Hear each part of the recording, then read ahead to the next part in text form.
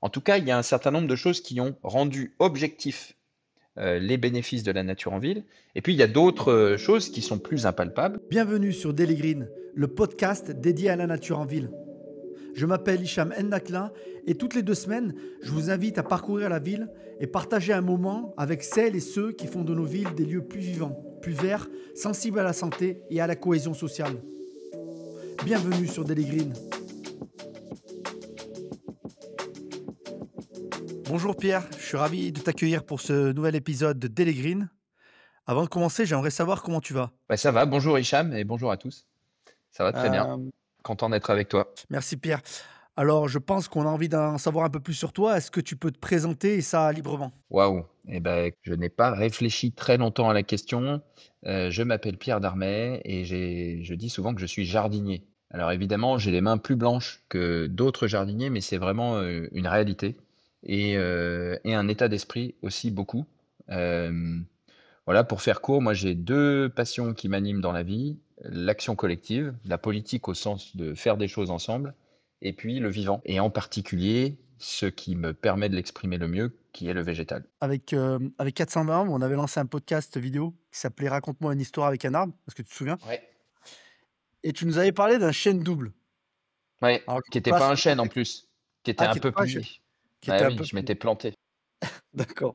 Et bon, tu as grandi dans le département de la Loire, entre Lyon et l'Auvergne, à Balbigny, si je me souviens. Ouais, Est-ce que très tu peux nous juste. parler de ce célèbre double peuplier? Double arbre, beh, moi effectivement, je viens du milieu agricole par mes 2 parents, et mon grand-père était éleveur de bovins et il a eu 3 enfants qui sont devenus profs et l'un d'entre eux, malgré les injonctions, paternelles de ne pas continuer dans l'agriculture, parce que mon grand-père, on peut le dire, était un paysan, qui était mon papa, qui est toujours mon papa, a acheté une ferme à Balbigny, donc c'est à 50 kilomètres au nord de Saint-Étienne, au sud de Roanne. Donc on est dans une zone, au début d'une plaine, lui il est sur un plateau. D'un côté, on a ce qu'on appelle les montagnes du Matin, c'est les monts du Lyonnais. De l'autre, on voit les contreforts du Massif central avec le Livradois forêt. Donc le département de la Loire, c'est vraiment un département de transition. Il y a 7 unités paysagères, 7 pays très différents, qui sont vraiment entre, au nord, la Bourgogne, au sud, des influences plus proches de l'Ardèche et de la vallée du Rhône, avec des très bons vins d'ailleurs. Et puis à l'ouest, le Massif central et à l'est, tous les monts du Lyonnais, et j'en passe. Et c'est vraiment ce territoire un peu de synthèse. Et moi, je suis né là-bas, dans une ferme, où j'ai pas vécu tout de suite, mais et dans cette ferme, le long du chemin d'accès, là où il y a la maison et l'étable, de mon père, il y a effectivement 2 peupliers qui sont, collés. Je saurais pas les dater précisément. Il y avait un chêne à côté, et c'est d'où ma confusion, qui avait été abattu par une tempête. Et ces 2 peupliers, ils sont tellement proches que, les vaches, donc mon père et mon grand-père élevaient chacun un troupeau, mais ils les partageaient, de 2 races. La vache, charolaise, qui est, puisqu'on est proche du berceau, on est à moins de 100 kilomètres de la Saône-et-Loire, de Charolles. On est à 1 heure de ce berceau-là, notamment Saint-Christophe-en-Brionnais, où il y a un marché aux bestiaux, qui m'a occupé toutes mes vacances quand j'étais enfant, et des vaches salaires avec des très grandes cornes. Et ça a son importance. Et dans un système d'élevage très respectueux de l'environnement, bien, mon père et mon grand-père gardaient les cornes des vaches. Et un jour, il y a un taureau charolais, plutôt avec des belles cornes, un très gros taureau, assez âgé, qui a passé la tête entre les 2 arbres et est resté la tête coincée. Donc un taureau, c'est pas toujours très calme. Il a fallu, l'aplomb de mon papa pour aller le déloger, là-bas sans, abîmer ni l'animal ni, les êtres humains autour. Et puis ensuite, eh ben, elles sont toujours là. Alors, il y a moins de bêtes, moins régulièrement dans ce pré-là, mais il y a toujours des planches qui ont été cloutées sur le peuplier pour éviter que ces 2 frères siamois, ne soient habités par, des Le cerveau bêtes de qui piège. n'avaient rien à y faire. Et puis, comme cet arbre est très très vieux, bah, il y a des morceaux un peu creux, il se régénère à d'autres endroits, et il y a tout un tas de bestioles qui vivent dedans, des insectes, des nids d'oiseaux. Et c'est vrai qu'il est pour moi assez emblématique. Et quand je retourne à la maison, je dis toujours à la maison, depuis Paris ou la Normandie, régulièrement, bah, je le prends en photo pour voir comment il évolue. Et puis il y a toujours des très très belles lumières au lever du soleil le matin. puisque c'est côté est, sur les fameuses montagnes du matin. Et puis, le soir, il peut y avoir des reflets un peu rougeoyants quand le soleil se couche sur les monts du Forêt et sur l'Auvergne à l'ouest. Et voilà. Et c'est un souvenir d'enfance et assez emblématique pour moi. En tout cas, tu nous vends bien ta région, ça donne envie d'aller y passer quelques vacances. C'est assez peu exposé en plus. Il y a une offre touristique très sympa. Il y a beaucoup d'offres, mais c'est assez peu connu. Et les gens sont tellement humbles là-bas que ils en parlent pas beaucoup. Alors on peut être humble et timide, mais il faut pas que ce soit maladif. C'est bien de le dire et venez nombreux. Je pense que tout le monde sera content. On mange très très bien. On a le meilleur de l'Auvergne et du Lyonnais et de la Bourgogne gourmande. Voilà. Alors donc, tu as grandi, à la campagne. Aujourd'hui, quand on regarde un peu ton parcours, ça fait plus de 20 ans que tu œuvres pour la nature en ville. Est-ce que tu as identifié, quel était le moment clé, le déclic qui a fait que tu t'es dit que c'était sur ce domaine-là que tu avais envie de t'investir? C'est un peu lié à l'histoire familiale, sans dévoiler de secrets, de maison. Comme je l'ai dit, mes grands-parents avaient l'ambition que leurs enfants, ne fassent pas dans l'agriculture. Je cite: «Et leurs petits-enfants n'attrapent pas le virus». Donc moi, j'ai quelques lacunes en agriculture. J'ai su faire naître des veaux, j'ai appris beaucoup, en allant au marché aux bestiaux, en négociant âprement, comment se font des transactions, comment on commerce, comment on communique aussi probablement. Et mon père était un peu Arturo Brachetti puisqu'il était prof et dans la même journée, il se changeait 3 ou 4 fois, pour être toujours impeccable dans cette école, publique, républicaine et puis en même temps être au chevet de ses animaux quand il le fallait. Et j'ai toujours eu une appétence pour ça, avec une forme de frustration de ne pas être autorisé à être le meilleur conducteur de tracteur, et cetera. J'adorais le jardin, j'ai été élevé mais les premières années de ma vie, pas dans une ferme, dans un petit village, où, il y avait, des lapins, de la culture de luzerne, il y avait ce qu'on appelle un jardin qu'on pourrait qualifier de jardin paysan, qui est un peu comme un jardin ouvrier et les paysans de l'époque, on est dans les années 80, avaient aussi ce qu'ils appelaient la terre, qui était pas collé à l'habitation comme le potager, mais un peu plus loin, où ils faisaient les pommes de terre, un peu de luzerne pour leurs animaux, notamment les lapins, etc. Donc c'est plein de souvenirs d'odeurs. Et ma maman, mon papa aussi, nos voisins Marcel et Jeanne notamment, cultivaient des fleurs. Quand j'allais chez mes grands-parents dans leur ferme, il y avait aussi des fleurs, il y avait ce potager. Et c'est vrai que c'était un moyen de garder le lien avec la terre, tout en étant un peu plus urbain, déjà. Même à la campagne, quand on est dans un village, on est un peu plus urbain qu'en pleine campagne. Et quand on a déménagé, quand j'ai eu 6 ans, mon père avait un peu rebâti complètement, parce qu'elle était en très mauvais état, la ferme où il allait quotidiennement à 15 kilomètres de là. Elle a une trentaine d'hectares de terrain, de pâture, mais un petit lopin à aménager. On a commencé à jardiner. Et moi, j'étais très friand d'architecture. Au fond, je suis plus littéraire que scientifique.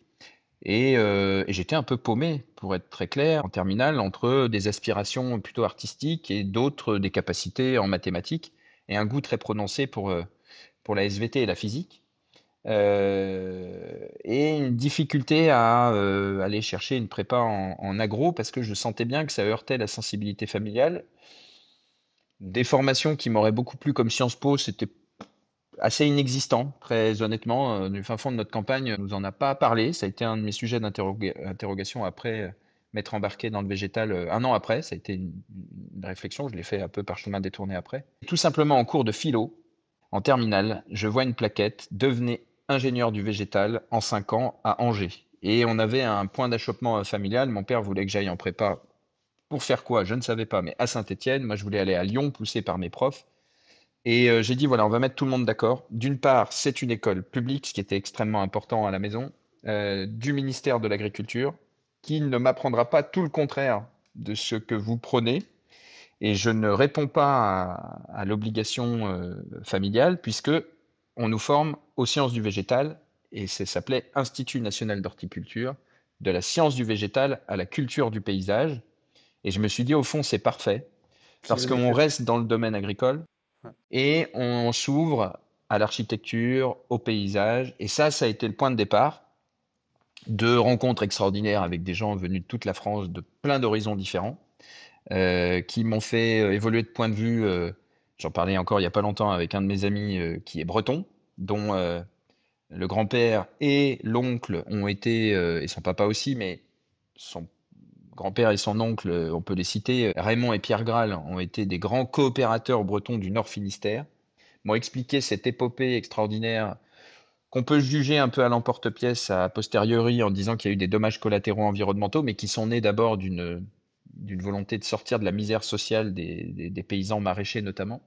Donc j'ai fait des rencontres comme ça, des gens très très différents, et puis dans un endroit, dans un écosystème, on dirait aujourd'hui, on ne disait pas ça il y a plus de 20 ans, assez privilégié, où on était en contact avec des parties prenantes, comme on dit aujourd'hui, publiques et privées, de la ville d'Angers, d'un certain nombre d'intervenants externes, et la capacité dans cette école de s'investir dans de l'associatif en tant qu'élu étudiant, mais aussi dans des associations de rencontres autour du paysage, et notamment un sujet qui vraiment liait beaucoup de monde, qui s'appelle l'Expo Flow, qui est une exposition florale. Ça m'a permis à la fois de mettre la main à la pâte, mais aussi d'organiser quelque chose qui me plaît maintenant beaucoup, qui est d'organiser des conférences et des rencontres entre des gens très différents, mais qui ont tous un lien avec la nature.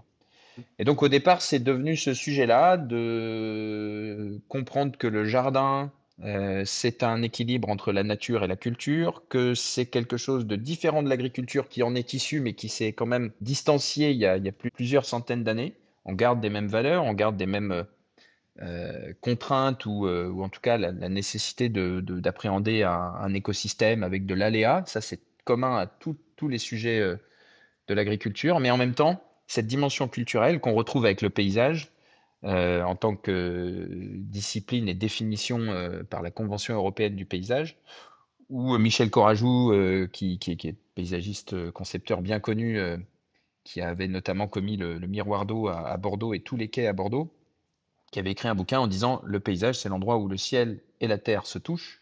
Donc on a une dimension très transversale. C'est né des paysagistes, les peintres, où on est entre des réalités agronomiques, écologiques, culturales et une aspiration liée à la géographie, à la culture, à une dimension esthétique. Et petit à petit, le sujet de la relation entre cette campagne dont j'étais issu et la ville, par ce pivot qu'est le jardin et le paysage, ça s'est fait jour. Et effectivement, quelques années plus tard, parce que ça commençait à être esquissé, mais on n'en parlait pas beaucoup, on a mis un mot là-dessus, nature en ville. On voit très tôt déjà que tu essayes de ou tu aimes en tout cas, fédérer différents acteurs issus de différents univers. Aujourd'hui, tu es directeur des relations institutionnelles à l'UNEP. Est-ce que tu peux nous présenter cette organisation? Alors, j'ai en tête le chiffre de 32 450 entreprises du paysage qui sont aujourd'hui, au sein de cette organisation. Est-ce que les chiffres ont évolué depuis? Ouais, au dernier décompte, on est 34-35 000 entreprises dans le secteur. C'est ce qu'on appelle une organisation collective. On peut dire que c'est une fédération professionnelle. Moi, j'ai tendance à dire, pour simplifier, pour que tout le monde comprenne, c'est l'équipe de France des jardiniers paysagistes. Pendant une quinzaine d'années, j'ai évolué dans ce qu'on peut appeler un grand club, en tout cas un club, on peut les citer, ça s'appelle les Fermes de Galie, qui est une entreprise entre agriculture et paysage, qui est vraiment assez transversale et très diversifiée, toujours avec le végétal comme matière, comme lien. L'UNEP, c'est l'Union nationale des entreprises du paysage. Donc ça représente l'ensemble des entreprises qui se consacrent à la création, à l'entretien de jardins, squares, espaces verts, publics comme privés, partout en France, avec plein de métiers différents. Ça va de la végétalisation des intérieurs jusqu'aux soins aux arbres et à l'élagage. On parle aussi de génie écologique, notamment dans toute sa composante génie végétal. Donc là, on est plutôt dans la restauration d'écosystèmes, ou comment est-ce que le fonctionnement d'un écosystème peut inspirer un aménagement urbain. On en parle beaucoup avec le fait de parler de solutions fondées sur la nature. Comment est-ce qu'on va pouvoir atténuer les chocs climatiques vis-à-vis de l'eau et des températures notamment, c'est pas le seul sujet, en travaillant sur le triptyque eau, sol, végétal, qui est une constante de tous les métiers du vivant, hein. Les agronomes parlent du SPAC, le Soil Plant Atmosphere Continuum, et le moteur de tout ça, la lumière, une matière qui n'est pas évoquée dans cet acronyme, c'est l'eau. Donc l'UNEP fédère ces entreprises-là, on a 4000 adhérents, Et on fédère l'ensemble des entreprises parce qu'on a un statut qui s'appelle d'organisation représentative, c'est-à-dire que l'État reconnaît que l'UNEP, en, en termes de nombre de dirigeants et de nombre de salariés, parce que c'est un secteur où il y a beaucoup de salariés, on va le voir, est la seule organisation capable de dialoguer et de représenter ce métier-là. 32-35 000 entreprises, c'est pas les chiffres des organisateurs des manifs et les chiffres de la police, c'est simplement que les chiffres sont régulièrement actualisés. Tout à fait, j'imagine bien. Et à peu près 135 000 actifs. Donc ça veut dire qu'il y a 100 000 salariés. Par comparaison, dans l'ensemble des métiers agricoles, parce qu'on est rattaché au ministère de l'Agriculture, hein, un jardinier paysagiste, il paie ses cotisations à la mutualité sociale agricole. Il n'est pas au régime général, particularité à la MSA.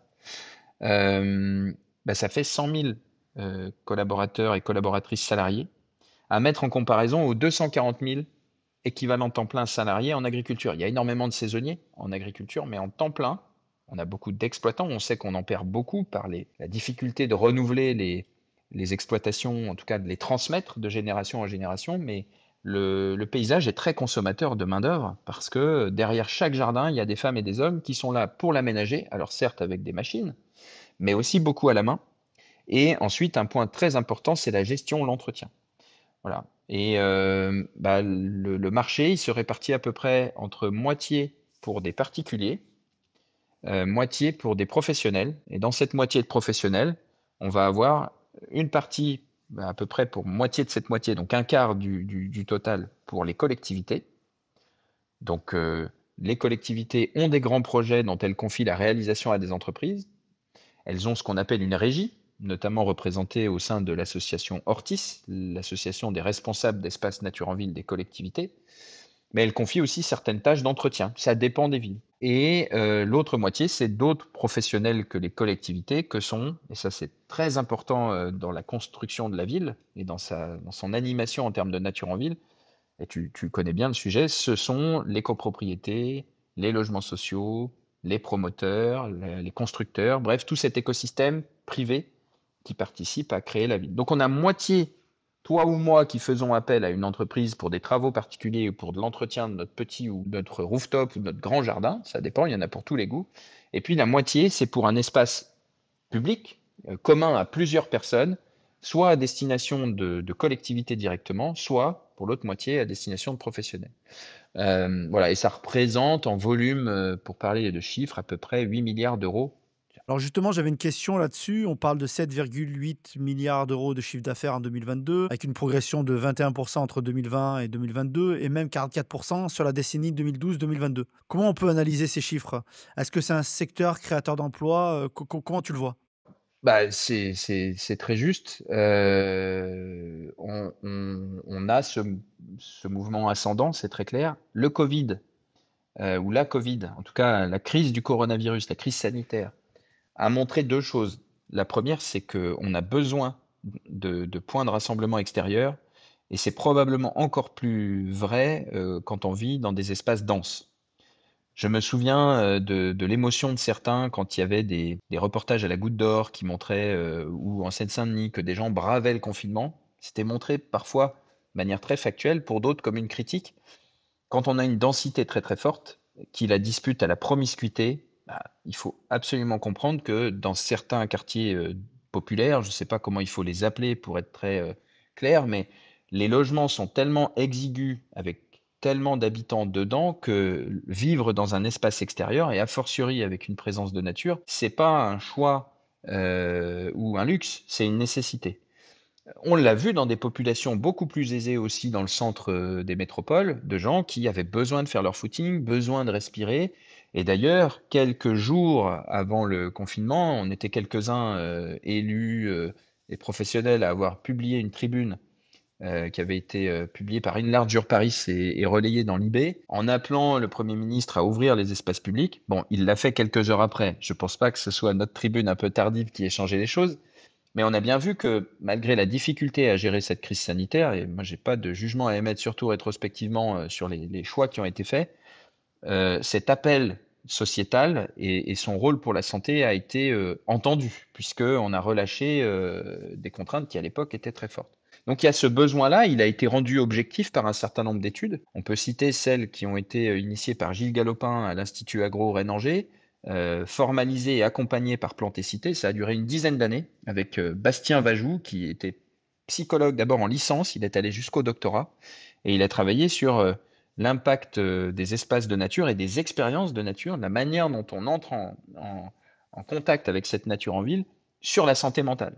Et c'est démontré que on a besoin de ce contact pour être en bonne santé. Alors ensuite, faire des préconisations d'aménagement en fonction que l'on est qualifié d'anxieux ou d'une population générale non anxieuse. C'était vraiment le détail de cette thèse. Mais il y a eu une compilation évidemment bibliographique de très très grande qualité qui a été faite au départ et qui a démontré ça. Donc il y a ce besoin de nature qui a été encore plus révélé. Et ce mouvement qui a été peut-être amplifié où les particuliers, les entreprises, et ensuite, on s'en souvient avec les promesses de dizaines, centaines, voire millions d'arbres plantés par les municipalités, en tout cas par les équipes candidates, il y a eu ce mouvement général qui a fait que le marché a cru. Mais comme tu le dis, ça date pas d'hier et la progression, elle est significative sur probablement parce que les efforts conjugués des uns et des autres, des praticiens passionnés, mais quand on parle entre passionnés, c'est souvent un peu gentil. On nous renvoie à cette passion en disant bon bah c'est bien, mais ça n'intéresse que vous. Mais aussi la reconnaissance par les pouvoirs publics, par des études scientifiques qui montrent ses bienfaits, aussi des études économiques.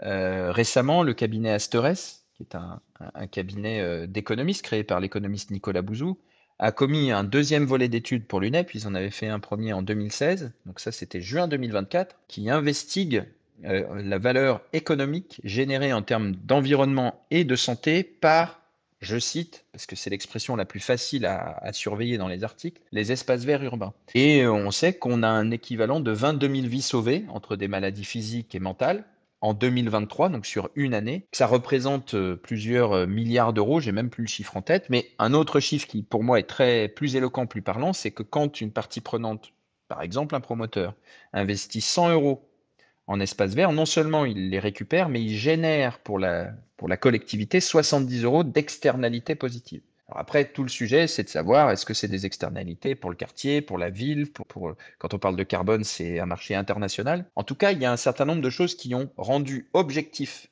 les bénéfices de la nature en ville. Et puis, il y a d'autres choses qui sont plus impalpables, et ça se révèle notamment dans des enquêtes qui sont faites auprès des Français. Un promoteur BNP Paribas Real Estate, à l'époque, en avril 2020, avait posé la question à un échantillon représentatif de Français. Quel est le premier critère d'accès d'achat ou de location d'un logement pour vous prépondérant? Le premier critère, c'était l'accès à un espace extérieur, que ce soit un jardin ou un balcon, qu'il soit privatif ou collectif. On n'avait pas cette manifestation aussi forte. NEP commandite à l'Institut IFOP, bien connu, tous les 3 ans depuis 2007, un baromètre intitulé Les Français et leur jardin. La dernière mouture a été livrée récemment. Il y a un truc qui ne se dément pas, c'est que pour plus de 90% des Français, le contact avec des espaces verts urbains est un élément essentiel à leur équilibre de vie. Et présent, et ça ne se dément pas non plus, là on est à plus de 90%, ils y associent des notions de bien-être, et ça rejoint la santé, puisque la définition de l'OMS de la santé, ça date de 1946, même si l'OMS a été critiquée avec la crise sanitaire, c'est quand même une définition qui est robuste. La santé, ça n'est pas simplement l'absence de maladie, c'est un état de bien-être complet. Tout à fait, d'autant plus qu'en 2025, comme tu le sais, le gouvernement français a fait de la santé mentale, une cause nationale, par contextuel. Exactement. Et le deuxième truc, c'est on parle de convivialité. À plus de 90% là aussi. 80 ou 90. Je devrais connaître les chiffres par cœur. Tout ça est sur le site de l'UNEP et le site de l'IFOP. Mais ce qui est nouveau, et peut-être que ça c'est aussi, pour donner de l'eau à ton moulin, une explication, on ne le mesurait pas forcément avant. Donc, il y avait des prémices dans l'enquête il y a 3 ans. C'est beaucoup plus manifeste cette année, notamment chez les jeunes. Il y a une projection comme mon jardin est un outil pour lutter contre le changement climatique. J'ai une responsabilité dans la manière dont je vais considérer mon jardin ou celui des autres d'ailleurs, vis-à-vis du changement climatique, et le deuxième point de la biodiversité. Donc, je pense qu'aujourd'hui, si on voulait définir les valeurs qui sont liées à nos métiers et à l'objet sur lequel on travaille, les jardins, les paysages, elles ont beaucoup évolué. On est passé de quelque chose de de très esthétique, de très extérieur à l'humain et aux autres êtres vivants, comme un cadre qu'on regarde, et encore, il est tellement aseptisé peut-être qu'on ne le regarde plus tout à fait, à aujourd'hui un élément qui peut être un point de refuge pour la biodiversité. Alors la question est, en fonction d'où il se situe, où est-ce qu'on met le curseur, parce qu'on ne peut pas accueillir tous les êtres vivants en excluant l'être humain, notamment quand on est dans des espaces urbains contraints avec beaucoup de population et peu de surface. Il faut trouver un équilibre. On parle beaucoup d'îlots de fraîcheur. Bon, il faut savoir raison garder, hein. On sait qu'il y a des températures de consigne qui, pour l'être humain, sont assez délétères pour l'organisme. Elles le sont aussi pour les végétaux. Le rapport Paris à 50 degrés, je pense, chiffre assez bien une des limites. Il faut qu'on fasse tout notre possible pour éviter d'atteindre ces 50 degrés. Mais on sait qu'un arbre est un château d'eau et que cette eau contenue en plusieurs centaines de litres dans l'arbre, elle s'évapore et en passant de l'état liquide dans l'arbre à l'état gazeux, parce qu'on ne voit pas l'eau couler, ça consomme de l'énergie et ça participe du rafraîchissement au même titre que l'ombre. Bon, on sait aussi qu'un sol vivant, grâce à un ancrage d'un végétal qui permet de se maintenir, un sol fertile, il absorbe mieux l'eau. Donc quand il pleut d'un coup très très fort, ce qui est le cas fréquemment, eh ben on pallie l'obsolescence des tuyaux qui sont trop petits et des bassins pour contenir ces pluies-là. Et puis aussi, ça permet d'en garder un peu de cette eau quand on est en période de sécheresse, parce qu'on navigue entre des extrêmes permanents. Donc il y a ce volet climatique. Et puis enfin, il y a toujours ce volet de bien-être, de santé physique, on le sait, parce qu'aller courir dans un espace vert, c'est beaucoup mieux que de rester sédentaire, mais aussi de santé mentale, à titre individuel, mais aussi au titre du lien collectif. Et puis on a interrogé il n'y a pas longtemps à un événement que tu connais, Jardin Jardin, Jean Viard, qui est sociologue, qui peut être quelqu'un de très intéressant à recevoir dans ton podcast, et qui nous disait aussi que, c'est un peu le propos de départ, les Français après-guerre se sont détachés de l'agriculture ou d'une agriculture vivrière, notamment les ouvriers, qui était très très forte. Parce qu'on a développé des filières agricoles, parce que la société s'est modernisée, parce qu'elle s'est de plus en plus urbanisée. Et au fond, c'est ce que disent certains scientifiques. La première publication, c'était Robert Pyle en 1971 sur l'extinction de l'expérience de nature. On n'a plus de lien sensible avec le vivant. Alors c'est très difficile de recoudre ce lien, mais on imagine, on interprète, en tout cas les sondeurs, c'est ce qu'ils nous disent, les sociologues aussi, que des Français pour le fait d'avoir un jardin, de le cultiver ou d'en déléguer une partie. Les jeunes entretiens, la dernière étude montre qu'ils n'ont plus trop envie de s'en occuper et qu'ils veulent confier ça à un professionnel. Super pour les professionnels du paysage, mais c'est un mouvement de société. En tout cas, il y a une appétence, il y a une envie de se reconnecter au vivant dans ces interstices parfois que sont des espaces de nature urbaine, un petit balcon ou mieux un jardin qui soit privatif ou partagé. Je te remercie pour ta transition. Alors effectivement, la question que je me pose, c'est comment évoluent les métiers du paysage dans le contexte actuel, dans le contexte après pandémie? Est-ce qu'il y a une évolution marquante? C'est intéressant d'interroger des gens encore plus chevronnés, peut-être, qui ont vu leur parcours évoluer. Mais moi, ce que je peux en dire et ce qu'on constate, au départ, le jardinier est assez polyvalent dans l'histoire, hein. Il y a un petit bouquin, j'en parle tout le temps, qui s'appelle Le jardinier en 100 citations, qui a été commis en 2017 pardon, par Yves-Marie Alain. Yves-Marie Alain, qui a écrit beaucoup d'ouvrages, qui a notamment été directeur du Jardin des Plantes et qui a été un des pionniers de la gestion différenciée quand il était directeur des espaces verts d'Orléans. Il montre par des citations l'évolution du métier de jardinier. Et au départ, on est jardinier. Et puis ensuite, il y a le jardinier pépiniériste qui va produire des arbres. Il y a le jardinier fleuriste qui, au départ, cultive des plantes à fleurs parce qu'il trouve ça beau. Puis, ça devient le fleuriste qui les cultive et puis qui les utilise pour les offrir. Donc, on voit la parenté. Le jardinier paysagiste, qui est plutôt dans l'aménagement, le jardiniste, qui est la prémisse du jardinier, du paysagiste concepteur, ce qu'on appelle, enfin, qu'on aimerait appeler architecte paysagiste, parce qu'en France, on n'a pas le droit. Donc il y a au départ cette grande polyvalence. Il semble quand même que ces dernières décennies, les jardiniers sur le terrain, dans les écoles d'horticulture, ont été formés à des métiers un peu plus circonscrits, parce que la forme des jardins avait évolué.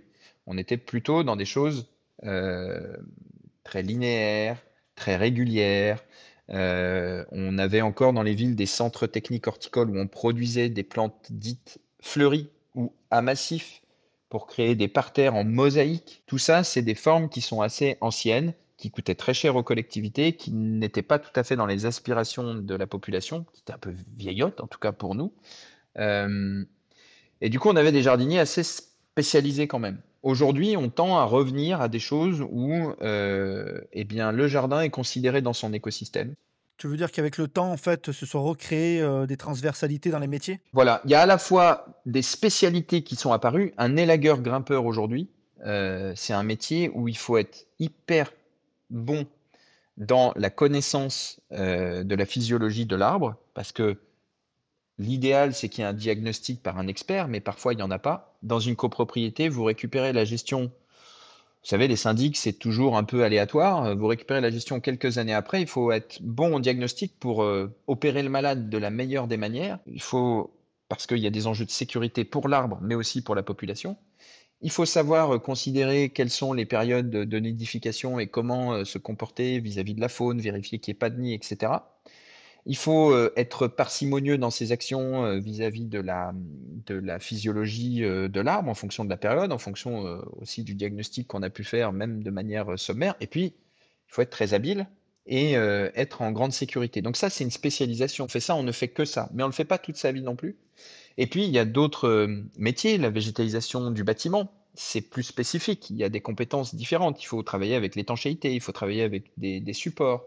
Voilà. Donc, à la fois, il y a une grande spécialisation, on parlait du génie écologique, etc. Mais en même temps, dans les socles fondamentaux, il y a un élargissement. Et l'UNEP, parmi d'autres, mais l'UNEP en particulier, dans sa vocation, dans son objet, parce que c'est une association, il y a un objet de l'association, il y a son nom, Union nationale des entreprises du paysage, c'est l'article 1, l'article 2, c'est l'objet.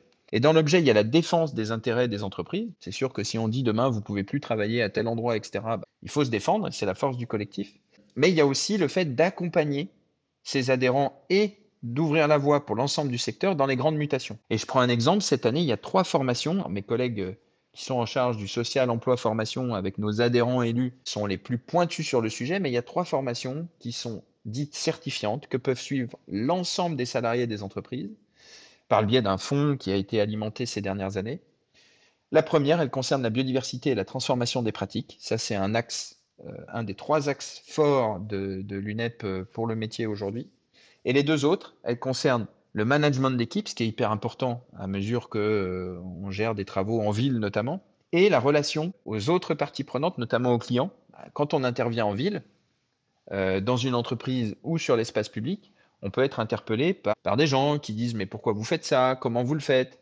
Et donc on doit être très bon techniquement en matière de biodiversité, très bon techniquement si je suis spécialiste de la végétalisation du bâti, bah, faut que je connaisse mon sujet par cœur, mais en plus de ça, si quelqu'un me pose une question, une colle, etc., il faut que je lui réponde parce que ça fait partie du sujet. On est dans l'interaction entre le vivant et la vie. Donc ça fait partie des compétences qui évoluent. Alors c'est pas homogène, mais il y a de plus en plus d'évolution avec un socle de compétences élargi et pour avoir des bons fondamentaux scientifiques et en savoir-être, et puis une spécialisation, notamment par le biais de ce qu'on appelle des règles professionnelles, qui sont des outils qui édictent dans chaque discipline l'alpha et l'oméga d'un métier, qui peuvent ensuite être repris par la commande publique ou privée et qui décrivent la qualité des opérations. Donc on a ce double mouvement qui s'opère et c'est vrai que ces métiers ont changé. Et puis ceux qui, je disais, c'est intéressant d'interroger des plus anciens, certains vous disent oui mais ça existait déjà.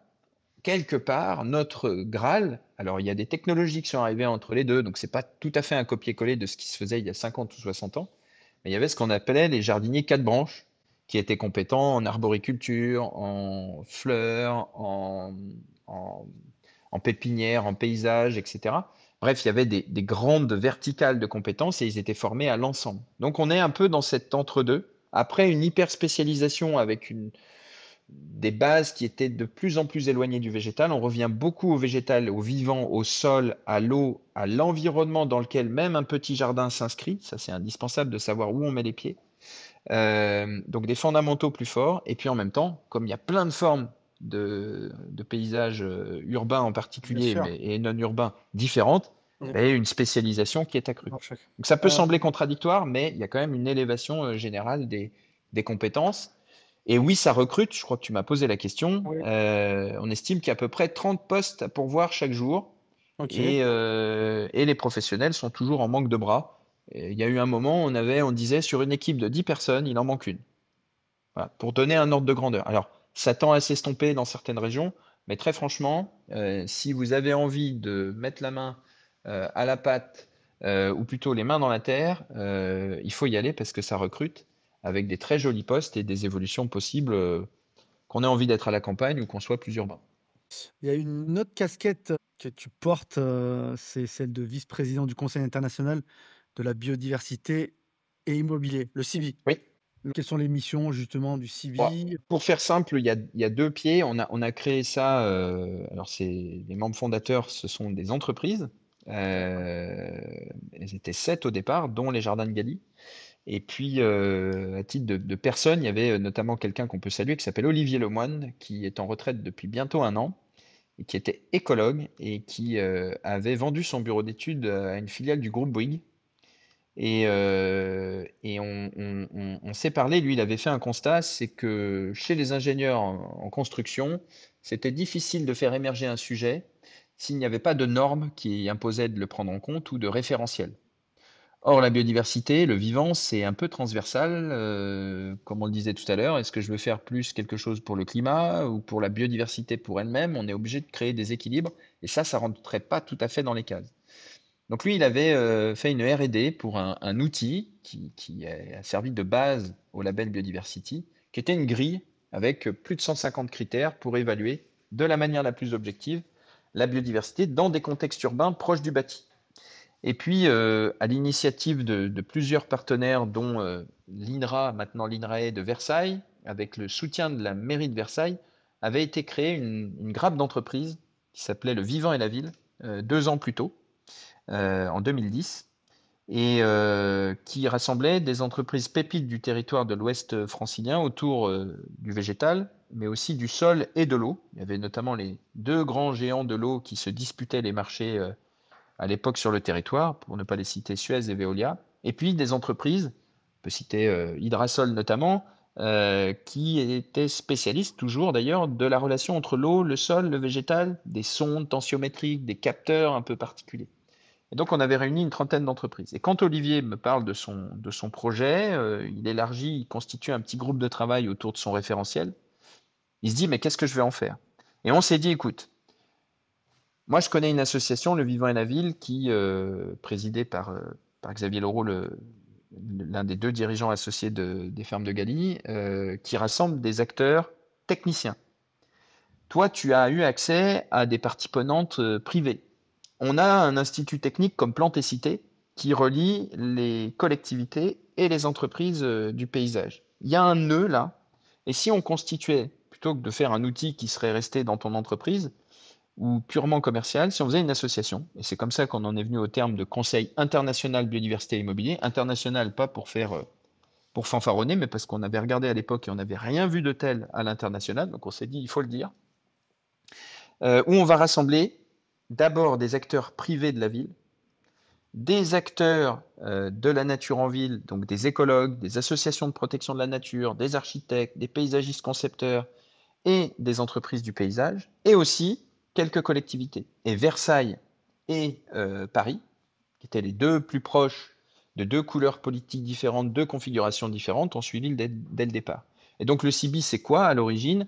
C'est un centre de ressources qui permet de faire se rencontrer des gens qui ne se parlaient pas auparavant. Et ça, c'est vrai que c'est une constante de sujets que j'aime bien, mais on n'était absolument pas seul. C'était vraiment un collectif qu'on a monté. Aujourd'hui, il y a plus de 90 membres, donc on est 12 ans après la création officielle. Et puis de l'autre côté, bah, il y avait cet embryon d'outil, et on s'est dit, un outil, c'est bien, mais sur une base volontaire, c'est un bâton, Mais mais il n'y a pas de alors, carotte. juste une D'où petite le précision. label Biodiversity. À quoi sert justement? Parce que là, on parle d'immobilier, de biodiversité. C'est beaucoup d'informations. À quoi ça va servir concrètement? Bah, ces gens qui ne se parlaient pas auparavant, déjà, ils se familiarisent avec des termes techniques et des interventions dans les projets qui sont très différentes. Déjà, on prend conscience que entre un investisseur, c'est-à-dire quelqu'un qui va dire j'investis dans le projet de Hicham dans son immeuble là, qui est quelqu'un qui va être derrière un tableur Excel, qui va manipuler de l'argent, Mhm. je vais aller chez lui parce que ce projet-là, il m'a fait la démonstration qu'il est plus vert que les autres. Jusqu'au jardinier qui va gérer au quotidien, il y a un lien parce que on a besoin d'objectiver, de rendre objectifs les efforts que l'on fait pour que l'investisseur mette de l'argent et ça a une conséquence sur la manière dont ça va être géré. Moi, j'ai tendance à dire de la cellule Excel à la cellule végétale, même si ces gens ne se connaissent pas, il y a un lien. Et après, il y a deux types de métiers qui se rencontrent. Il y a d'une part tous les métiers de l'immobilier qui participent de manière très conséquente en termes de foncier à la création de la ville, qui était un peu éloignée de ce qu'ont très bien fait les collectivités avec leurs services espaces verts, qu'on appelle Nature en ville aujourd'hui, notamment sur la gestion différenciée, parce qu'ils étaient démunis. Vous avez le promoteur qui va travailler avec un constructeur, qui va faire appel à une entreprise du paysage, etc., qui n'avait pas forcément les bons réflexes pour intégrer un paysagiste concepteur en amont et un écologue pour faire le diagnostic écologique. Et puis, vous avez en bout de chaîne ce qu'on appelle le property manager ou le gestionnaire de site qui, lui, se retrouve avec un paysage qu'on lui a livré et qui ne sait pas trop comment conduire Mais je reviens cet juste sur ma espace et qui a question. besoin de préconisation. Ouais. Concrètement, il y a quoi? Il y a un comité d'arbitrage? Parce que là, techniquement, en fait, c'est vrai que les intérêts sont complètement divergents. Le CB, c'est vraiment, je reprends les deux pieds. Il y a le rassemblement des gens, et pour ça, on a des En fait, rendez-vous mensuels où on mmh, partage des conférences, des innovations techniques, des retours d'expérience, où on écrit des préconisations pour mieux travailler ensemble, etc. Il y a de l'informel et des gens qui se parlent et se rencontrent. et C'est extrêmement important. C'est pas sur un projet en particulier. ouais, Pour rentrer concrètement dans le label, tu es promoteur immobilier, Hicham, tu as un projet, tu veux le faire du mieux possible. Tu vas t'entourer de compétences dédiées, ce qu'on appelle un assistant à maîtrise d'ouvrage. Donc, tu vas faire une équipe avec un mmh. écologue, éventuellement un spécialiste des sciences du sol, un pédologue, etc. Ensuite, tu vas t'entourer d'une équipe de maîtrise d'œuvre, un architecte pour construire ton bâtiment et un paysagiste concepteur qui est l'architecte du paysage. Bon, tu peux partir comme ça en te disant je vais lire, je vais leur demander de faire le mieux. Le label biodiversity, quand tu le sollicites, il faut le faire très en amont. Il te donne une grille avec plus de 150 critères qui évaluent l'incidence de ton projet en 4 grands axes sur la biodiversité et considérant aussi les usages. Il y a un premier axe qui est celui du maître d'ouvrage. Est-ce que toi, dans ta commande, verbalement, enfin formellement, tu as écrit noir sur blanc que c'était un sujet prioritaire pour ton programme? Le CB est une tierce partie indépendante qui D'accord, organise tout ça. Les d'accord. 4 Donc critères, les 4 axes, c'est ça. Et tu as un certain nombre d'actions avec des notes. Le deuxième, c'est celui de la maîtrise d'œuvre. Est-ce que la traduction par l'équipe de maîtrise d'œuvre, donc l'architecte, le paysagiste concepteur, je sais pas, tu peux avoir un éclairagiste, prend en compte cette ambition et même la challenge? Le troisième axe, c'est le potentiel écologique, alors, qui est un produit de plusieurs dimensions, qui a été mis au point par un écologue suisse qui s'appelle Guy Berthoud. Est-ce que dans l'environnement dans lequel je suis, par rapport aux actions que je projette, je vais dégrader le potentiel d'accueil du vivant ou est-ce que je vais l'augmenter? L'objectif, c'est de limiter son impact au maximum et quand on est par exemple dans des milieux intra-urbains, de développer ce potentiel. Et puis enfin, il y a un quatrième axe qui a trait aux usages. J'ai 500 personnes qui vont vivre dans cet immeuble. Je fais un havre de biodiversité en pleine ville, je développe la biodiversité, mais personne ne peut y accéder. C'est là où il y a un peu d'équilibre et de sens donné. Ah, mais en fait, moi, un de mes enjeux, c'est la reconnexion à la nature. Donc, je ne serai peut-être pas le meilleur dans l'absolu sur mon potentiel écologique parce que je souhaite qu'un tiers de ma toiture soit accessible au public. Et comment est-ce que je vais leur expliquer ce qui se passe dans ce qu'ils ne voient pas? Tout ça, c'est une batterie de critères. Et c'est assez lourd, c'est dur à décrire à l'oral sans schéma, mais c'est très bien expliqué sur le site. Et si vous foirez le truc parce que en fait vous pensiez que c'était justement comme dans une pochette surprise, tant pis pour vous, vous aurez payé des gens et ça n'ira pas au bout. Voilà. Et c'est arrivé. Parce que parfois on peut se tromper. Parfois on peut se dire j'ai un projet qui est vertueux, puis en fait il l'est pas tant que ça. Après, c'est pas à nous d'en juger.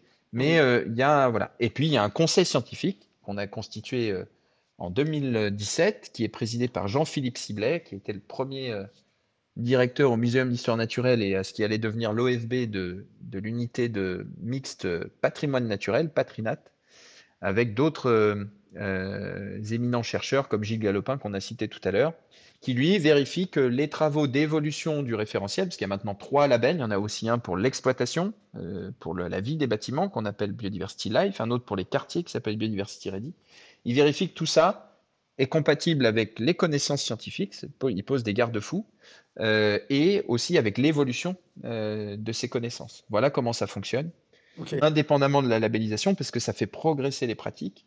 Et le progrès de ces pratiques sur le terrain en réel, bah, ça enrichit les référentiels, et c'est comme Alors, ça que ça se nourrit.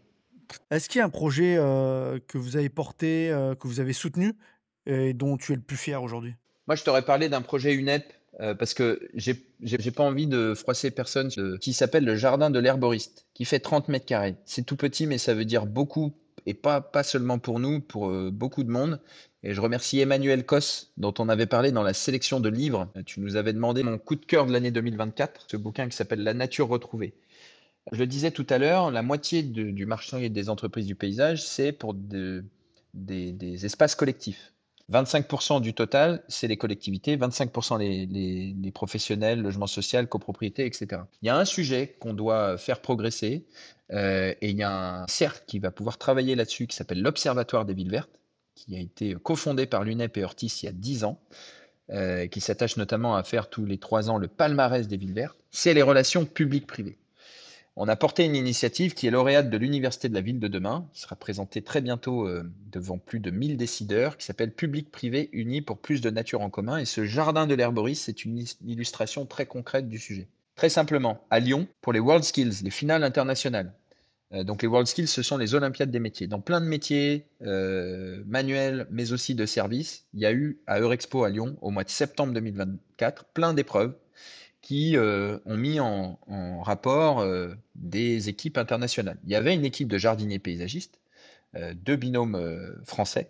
Il y a eu une médaille d'excellence pour nos Français. Ils n'ont pas gagné, mais ils n'ont pas démérité. Et dans ce cadre-là, la ville et la métropole ont invité beaucoup de métiers à venir place Bellecour à Lyon pour faire la démonstration de leur savoir-faire. Alors par exemple, pour les médias, France Info, France TV avaient fait un grand plateau qui, puisqu'on est dans un podcast, c'est pour ça que j'en parle, invitait les jeunes à s'essayer au métier du journalisme. Pour parler des métiers du jardin, eh bien, on a, avec Valor, mis en place un jardin qui était censé rester 4 jours. Et on s'est dit quand même quelque chose à faire pour illustrer concrètement un besoin de nature qui est très fort, notamment dans les espaces de logements sociaux. Parce que quand on regarde les statistiques, et ça c'est factuel, la métropole de Lyon le dit depuis 2021, force comment dire, preuve à l'appui, 70% des espaces verts de la métropole sont privés, en particulier dans les logements sociaux et les copropriétés. Et donc, qui est extrêmement important. Et donc, grâce à Emmanuelle Cos, la présidente de l'USH, l'Union sociale pour l'habitat, qui est l'équipe de France de tous les organismes HLM de logement social, on va dire, en général en France, on a eu un contact avec Grand Lyon Habitat, qui est un des bailleurs sociaux de la ville, qui nous a dit, ben, en fait, votre jardin, nous, on est chaud. Votre proposition de l'accueillir de manière pérenne, parce que c'était ça notre proposition, on est chaud pour le faire. Dans le 8e arrondissement, on a 5000 logements sociaux. C'est une sous-préfecture en équivalent d'habitants. Et quand on se balade là-bas, on l'a fait, je le salue, Jean-Luc Tricot, qui est le responsable depuis 1991 des espaces extérieurs de ce bailleur social, donc qui connaît le terrain de la ville par cœur. On a fait l'exercice en lui disant, Jean-Luc, est-ce que là on est dans le domaine public ou on est dans le domaine privé? Un bailleur social, c'est un acteur de droit privé. Dans sa gouvernance, il y a des représentants de la collectivité. Donc c'est quelque chose d'éminemment commun. Et bien la plupart des espaces dans lesquels nous avons déambulé, qui étaient ouverts en termes de perspective pour l'œil, étaient du maîtrise d'ouvrage privé de l'office HLM. Et on a trouvé un endroit comme une évidence, on l'avait vu en visio, et quand on y est allé, ça tombait sous le sens. Un espace avec quelques arbres autour, une petite parcelle avec des immeubles assez proches et une maison médicale sans étage, une petite maison avec tous les besoins en médecins et spécialistes. Et en face, il n'y avait pas de banc, il n'y avait rien. Et donc ce jardin, qui a été conçu par notre maître jardinier Antoine de la Valette, s'est appelé le jardin de l'herboriste, parce qu'on a fait évoluer le projet une fois qu'on a su où il allait aller. Il a été présenté pendant 4 jours place Bellecour, et ensuite avec la régie de quartier et des entreprises, je pense à Green Steel, je pense aux pépinières Damien Vivier, qui en plus de l'UNEP et de la régie de quartier et de l'équipe d'Antoine et des jeunes des World Skills sont venus le réinstaller pendant toute une journée avec la population. Et ce jardin aujourd'hui, on l'a inauguré avec les adjoints de la métropole et de la ville le 15 octobre 2024. Et ben, il fait partie de ce quartier et c'est une salle d'attente. Ça, c'était le témoignage le plus beau qu'on ait eu au-delà des habitants. On a eu le médecin-chef de la maison médicale, il était 19h30, qui vient, qui ferme et qui nous dit: «Eh, franchement, c'est super, je vous ai vu tout à l'heure, vous avez fait une inauguration, mais maintenant j'ai 2 salles d'attente. J'en ai une à l'intérieur, une à l'extérieur». Ça, c'est un projet qui me tient à cœur. Alors c'est un projet que j'avais eu, l'occasion de citer dans une des éditions de Daily Green. Pour revenir sur le 8e arrondissement de Lyon, moi j'avais eu l'occasion de participer à la 48 heures aux 48 heures, de l'agriculture urbaine, organisée, par la Maison de l'agriculture, urbaine lyonnaise, et j'avais été marqué par, un des quartiers populaires où on voit pousser, dans les rues, des arbres fruitiers. D'ailleurs des arbres qui étaient en fruits, notamment des cerisiers et des amandiers. J'avais trouvé ça plutôt agréable. Pour revenir donc sur ce projet, quel est l'objectif? Est-ce qu'il y a une ambition de dupliquer, ce projet-là? C'est quoi la suite? Là, on a présenté une action collective avec différents partenaires dans le cadre de cette initiative qui s'appelle l'Université de la ville de demain, qui vise à agréger des acteurs publics et privés pour ouvrir de nouvelles voies sur la manière de faire la ville sans tout attendre de l'évolution d'une réglementation. En l'occurrence, ce n'est pas forcément tout de suite un sujet réglementaire. Le sujet, c'est déjà de cartographier, de savoir quelle est la part de public et de privé dans différentes villes. Il y a des outils qui permettent de le savoir, mais il faut le populariser parce que ça, c'est pas encore très clair pour tout le monde. C'était un heureux hasard et c'est pour ça qu'on a saisi l'occasion que ce soit à Lyon, puisque c'est Lyon vraiment la métropole qui a donné ce chiffre. Je sais que d'après les services espaces verts, Nantes, ce serait 50% en Nantes intramuros, privé-public. Mais entre une ville et une agglo, il faut déterminer l'échelle. Le deuxième sujet, c'est que l'Observatoire des villes vertes, qui mène des enquêtes tous les 6 mois auprès des responsables publics d'espaces nature en ville, avait identifié quelques leviers d'action de la part des collectivités pour végétaliser le privé. On peut penser à Paris au dispositif CoProAsis, à des métropoles qui donnent des arbres fruitiers aux copros, etc. Bon, c'est sommaire, il faut faire un recensement plus large parce qu'il y a plein de trucs qui se font. Un hôpital à Metz qui avait restitué à la ville une bande de terrain inutilisée, la ville l'a planté et c'est devenu un espace supplémentaire. La charge, elle appartient toujours à l'hôpital, mais ça bénéficie à tout le monde. Voilà, il y a plein de trucs comme ça à identifier. Est-ce que selon toi, dans le contexte actuel, alors on parle d'épisodes caniculaires de plus en plus intenses, de plus en plus longs, on parle également des épisodes pluvieux de plus en plus extrêmes, la chute vertigineuse de la biodiversité, on a parlé tout à l'heure de la santé en milieu urbain.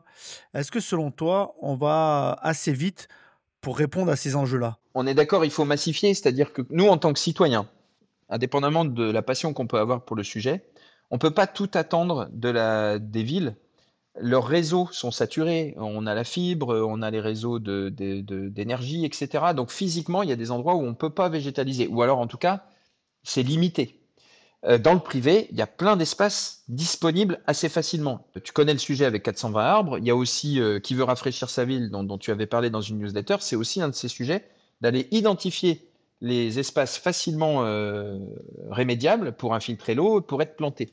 Donc non, on n'en fait pas assez. Il faut massifier. Il faut aussi faire prendre conscience aux acteurs privés de leurs responsabilités sur le sujet.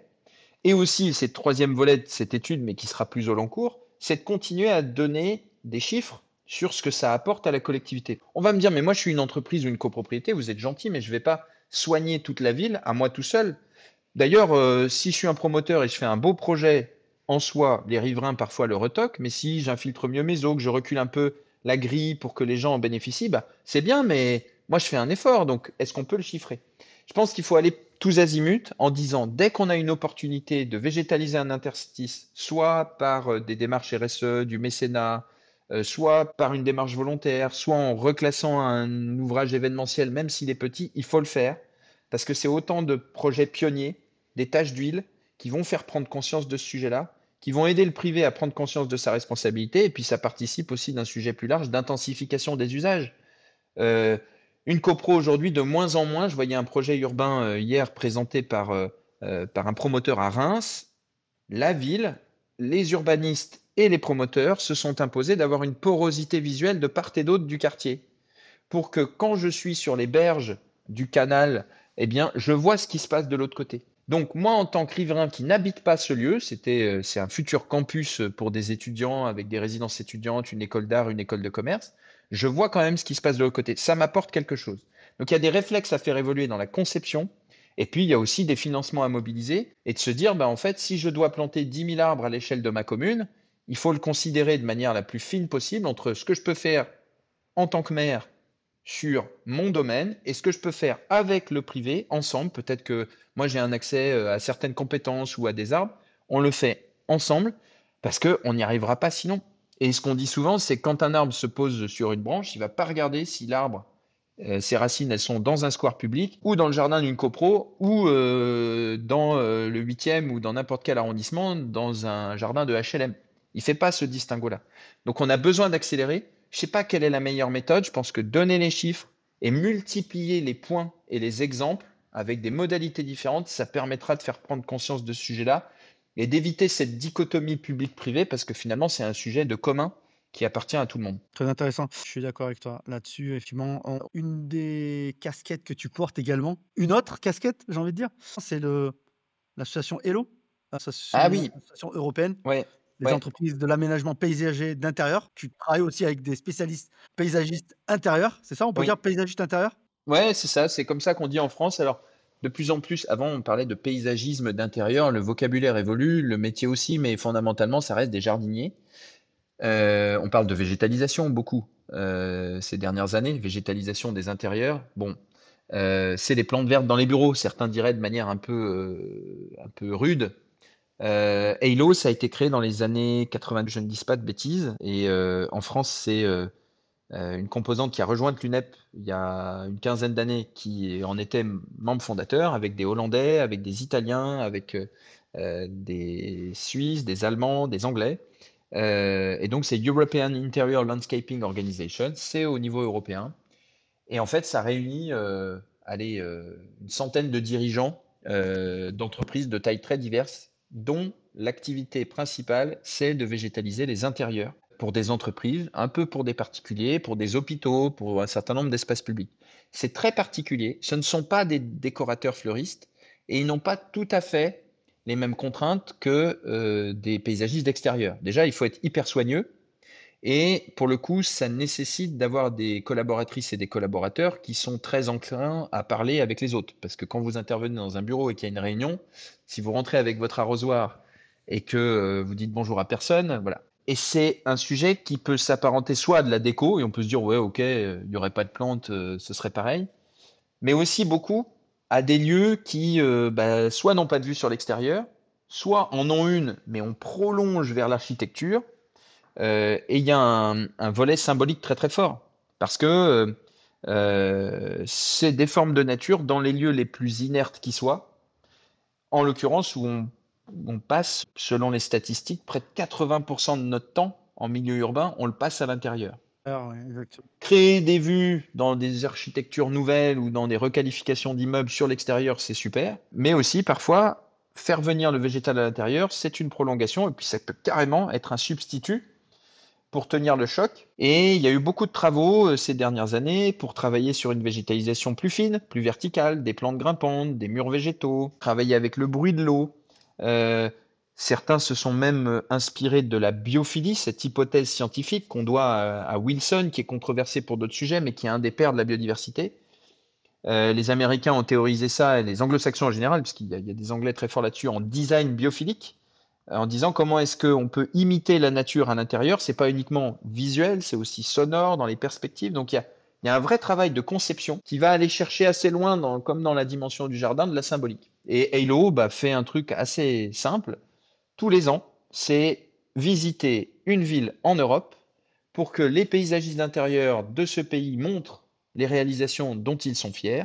Et ça, c'est quand même assez génial puisqu'on peut discuter avec les équipes. Alors, il y a la barrière de la langue, mais à un moment donné, quand on regarde qu'est-ce que tu as utilisé comme substrat, est-ce que tu arroses souvent, tiens, cette plante, elle est pas terrible, bah oui, je sais, j'ai des difficultés. C'est des milieux quand même assez inhospitaliers. Donc, il faut trouver des trucs et astuces pour que les efforts qu'on déploie ne soient pas trop artificiels, sinon ça n'a plus aucun sens. Donc, on trouve toujours un terrain d'entente à visiter ces sites-là. C'est aussi de l'inspiration. Et puis, il y a des conférences pendant lesquelles on a des intervenants inspirants. Tiens, peut-être un certain Hicham El Nakla à Madrid en septembre prochain pourra parler un peu d'un tour de la nature en ville et notamment des intérieurs. Et puis, tous les 2 ans, et là, ça se déroule cette année en 2025, les Halo Awards, qui sont aujourd'hui assez limités en diffusion, parce que c'est surtout les paysagistes qui en parlent à leur propre communauté sur les réseaux sociaux, puis entre eux, mais qui récompensent avec un jury indépendant des projets européens, mais il y a aussi des candidats qui nous viennent d'Australie, d'Inde, des États-Unis, de Singapour. Et ça, c'est génial parce que ça nous permet de nous aérer C'est et de incroyable. voir des intérieurs dans des mégapoles parfois qui sont extrêmement denses et inhospitalières pour le vivant, avec des havres de paix à l'intérieur. Donc c'est un métier assez particulier et en l'occurrence, ce sont les Jardins de Galie qui étaient très impliqués au sein de l'UNEP sur ce métier-là, qui, parlant un peu anglais, m'avaient, avec leurs collègues, je salue Pascal Fait cette Bodin mission. notamment, sollicité pour rejoindre ce groupe avec grand plaisir. Et Halo est coprésidé par Balbina qui est polonaise et par William qui est anglais. Voilà, on a pour la première fois un binôme mixte à la tête de l'association. Et je salue Benoît Pellerio, qui est belge et qui en était le président pendant ces dernières années. Voilà. Très intéressant. En tout cas, ça donne, comme tu le dis, 80 de notre temps à l'intérieur. C'est quand même assez important qu'on prolonge la nature en ville directement dans nos espaces intérieurs. Exactement. Et la dernière casquette, bah, c'est la casquette radiophonique. Est-ce que je peux dire que tu as une casquette radiophonique? C'est-à-dire Ouais, oh, bah, c'est un qu'aujourd'hui peu prétentieux, mais en en tout l'occurrence, je cas, passe de l'autre côté de la barrière avec toi. exactement. Moi, j'ai juste une question. Alors, c'est vrai que moi, j'ai eu le plaisir d'être interviewé par toi dans le cadre de Jardin Jardin 2023 avec, Marie-Laure Javois et Pierre Goubier. C'est quoi ton meilleur souvenir radio? Allez, ta meilleure interview, avec qui finalement tu t'es éclaté à pouvoir échanger ou que ça s'est, pas passé comme tu le souhaitais? Est-ce qu'il y a un Eh souvenir? ben, Jardin Jardin, cette année-là, je sais plus si c'était 2022 ou 2023, c'était pas simple parce que c'était aux Tuileries. Et pendant le montage, moi qui suis un peu sensible au pollen, évidemment, sinon c'est pas drôle, on était dans une période d'un beau temps absolument fou et bah, j'avais la voix cassée. Donc j'avais lutté difficilement pour enchaîner les podcasts cette année-là parce que on était en extérieur et c'était le mardi ou le mercredi. Et le vendredi précédent, j'avais eu extinction de voix tout le week-end avec boire une recette de grand-mère. Du lait chaud et du miel. Bon, voilà, ça c'était le souvenir le plus sympa, puis sympa au sens inattendu, et puis plein de gens différents, parce que Jardin Jardin, c'est vraiment un creuset, le festival du jardin urbain et de la nature en ville, donc on a pu recevoir plein de gens comme toi, comme Pascal et Marie-Laure. Et puis après, souvenir en studio, peut-être la première, c'était Jean-Philippe Siblet, qui est un type extraordinaire, et on s'est bien marré tous les deux, parce qu'il est très drôle. C'est quelqu'un qui fait le lien entre plein de domaines différents, qui est toujours intransigeant sur les connaissances scientifiques, qu'il distingue de ses convictions avec lesquelles il est intransigeant aussi. Donc il a vraiment cette triple dimension. Et bah, ça avait le goût du premier podcast. Alors, faut pas le réécouter parce qu'il y a plein d'imperfections. Mais c'est vrai qu'avoir un entretien avec une personne dans un studio et quand on met un casque, il se passe un truc assez dingue parce qu'on ne voit pas ce qui se passe autour. On a, on a un son qui est optimal et on peut vraiment se laisser porter. Et c'est Natures Urbaines qu'on avait structuré avec Sylvain Lévy-Valency et Olivier Lucas de Radio Imo et Radio Territoria. Ils m'avaient laissé une carte blanche et les Jardins de Galie m'avaient permis de le faire. Où on s'était dit on fait une émission de 40 à 50 minutes avec un choix musical au milieu, une première partie avec la personne qu'on interroge sur son parcours et la deuxième sur la discipline et comment se l'approprier. Voilà. Et puis j'ai un souvenir aussi ému avec Samuel Jolivet. Ça, c'est peut-être le moment d'émotion le plus fort parce que je pensais pas avoir visé juste, c'était vraiment le hasard. J'avais choisi pour l'interlude musical When My Guitar Gently Weeps des Beatles. Je crois que c'est de l'album Blanc. Et c'est Eric Clapton, ça a été révélé, je crois, quelques années plus tard, qui fait vraiment l'intro à la guitare. Et en fait, Samuel me l'avait dit, Samuel Jolivet, qui est le directeur de l'Office pour les insectes et leur environnement. C'est les plus grands spécialistes des insectes en France. Il m'avait dit vaguement quelques années auparavant qu'il était musicien. Il est musicien, il a composé, il a eu plusieurs groupes. Et c'était très émouvant parce qu'il était presque en train de pleurer. Et il me dit, hors antenne, c'est le premier album des Beatles que mon père m'a ramené d'Allemagne parce qu'il était en déplacement en Allemagne. Son père était chercheur à l'INRA. Et un jour, il avait dû avoir un colloque là-bas. Et ça me fout les poils que tu mettes ce truc-là. Voilà. Et donc, on a parlé des odonates, qui est sa spécialité, des menaces sur les insectes, de ce qu'on pouvait faire, des trucs très sérieux et de manière très amusante. Mais ce moment-là qui est un peu hors antenne, c'est voilà, on en a reparlé il y a 3 semaines. On va conclure avec la dernière question. Alors, imagine, tu fais une promenade dans un parc préféré, dans ton parc préféré, avec la personne de ton choix, vivante ou disparue, pour une grande conversation autour de la nature en ville, mais aussi autour de sujets existentiels. Qui inviterais-tu? Bah, j'en inviterai 2. Je convoquerai 2 générations très différentes, mon grand-père et mon fils. Merci beaucoup, Pierre. Où c'est qu'on peut te joindre et comment on peut suivre tes projets? Les projets de l'UNEP, il faut aller sur les réseaux sociaux et taper UNEP, les entreprises du paysage. Et puis, pour ma part, vous allez sur LinkedIn, c'est peut-être là où je suis le plus actif, mais pas tous les jours. Voilà. Et puis, lisez Daily Green, c'est quand même ce qu'il y a de mieux à faire sur le sujet. En tout cas, c'était un plaisir d'échanger avec toi. Écoute, je suis impatient de pouvoir partager cet échange très prochainement. À bientôt. Merci Hicham, à bientôt. Merci à vous de nous avoir écoutés. Si vous avez aimé cet épisode, n'hésitez pas à le partager et à nous laisser des étoiles, 5 de préférence sur votre plateforme d'écoute préférée. Enfin, afin de ne rater aucun épisode, inscrivez-vous à notre newsletter, newsletter.dailygreen.fr. Prenez soin de vous.